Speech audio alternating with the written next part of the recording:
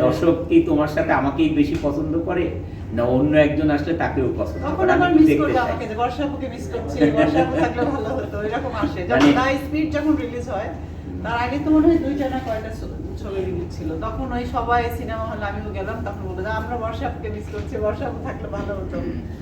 আসলে এরকম কোনো কিছু নাই, আমি আমি আসলেই মন থেকে চাই যে ও করুক, কোনো প্রবলেম নেই, কিন্তু সে তো রাজি হয় না।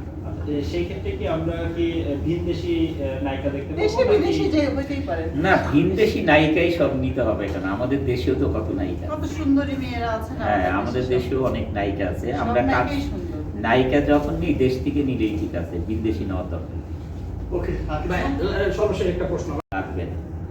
সত্যি কিন্তু কারণ আমি তো এই সারা মাসই এত মানে আমার ব্যস্ততা আসলে শুধু মানুষের জন্য, নিজের জীবনের জন্য না।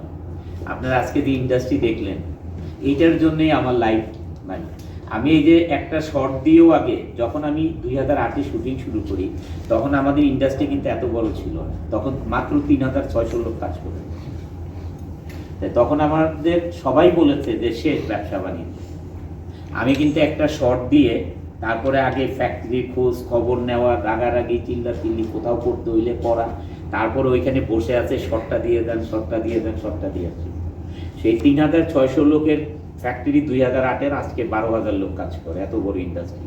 আমি কিন্তু এই ইন্ডাস্ট্রির জন্যই আমার নিবেদিত আমার লাইফটা চলে গেছে সব সময় এটা নিয়ে, মানে আমার ধ্যান ধারণা চিন্তা সব কিছু এই কর্মসংস্থান ইন্ডাস্ট্রি।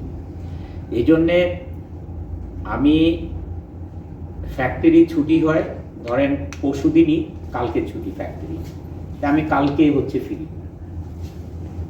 আর আমি আল্লাহ তাআলার কাছে সব সময় সেজদায় দোয়া করি যে আল্লাহ ঈদ আসছে, যারা এখানে কাজ করছে তারা যে হাসি মুখে বাড়িতে যেতে পারে, তাদের স্যালারি বোনাস পাওনাদারদের টাকা, মানে এগুলো নিয়েই আমার সারাক্ষণ টেনশন থাকে। তো এগুলো সব কিছু দিয়ে যখন বাসায় যাই রাতের বেলা সব কিছু সমাধা করে, তখন মনে হয় যে আমি আমার দায়বদ্ধতা থেকে একটু হলেও রিলিজ হয়েছে। তখন হইলো সকালবেলা বর্ষাকে বলি চলো বাচ্চাদেরকে একটু পাঞ্জাবি কিনে দিই, তোমাকে একটা না এখন ভালো লাগতেছে না, যাবো। কখনো কখনো যায়, কখনো কখনো যায়, প্যারা দেই না। প্যারা দেওয়া সারা মাসে কখনোই একটা বলে না। কথা আছে যে অনন্ত ভাই এক জায়গায় বলেছে যে আপনি দেখতে দীপিকার মতো, তো আপনি কি দীপিকার মতো হতে চান না অনন্তর বর্ষা হিসেবেই আপনি নিজেকে বেশি প্রিফার করেন? সেটা তো সেই বলেছে।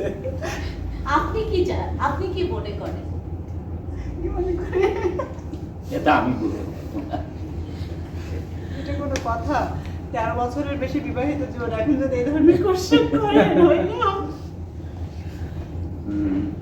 অবশ্যই সারা জীবন অনন্ত বর্ষাই থাকতে চাই, এই দোয়া করেন। ওকে ছেড়ে দিন।